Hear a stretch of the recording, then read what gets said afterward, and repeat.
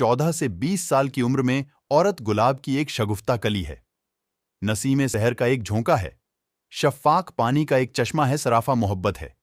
औरत 21 से 25 साल की उम्र में एक सायादार दरख्त है, उसके जज्बे शबनम के कतरों की तरह पाकीज़ा होते हैं।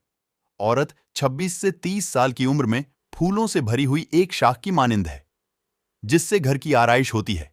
यह वीरानों को जिंदगी बख्शती है, उसकी मोहब्बत चांद की रोशन किरणों की तरह दिलकश होती है।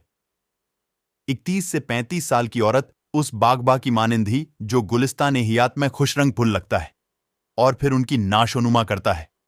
इस उम्र में औरत औलादे आदम की तामीर के लिए कोशा रहती है। 36 से 40 साल की उम्र में औरत एक ऐसी चट्टान है जो तूफान से टकरा जाने की हिम्मत रखनी है। उसके चेहरे पर कामरानी के नकुश वाजह होते हैं। ये उस फातेह की मानिंद है में जो जिंदगी की बेशतर महामात को सर कर चुकी हो।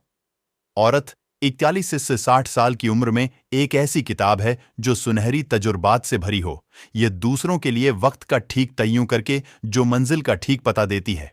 जिंदगी में हर गलती कर लेना, लेकिन किसी और की मोहब्बत में हारे हुए मर्द से मोहब्बत नहीं करना, उसमें अजियत मिलती है।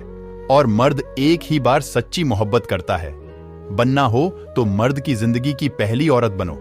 दूसरी औरत से वह कभी भी मोहब्बत नहीं कर सकता, और यह एक हकीकत है।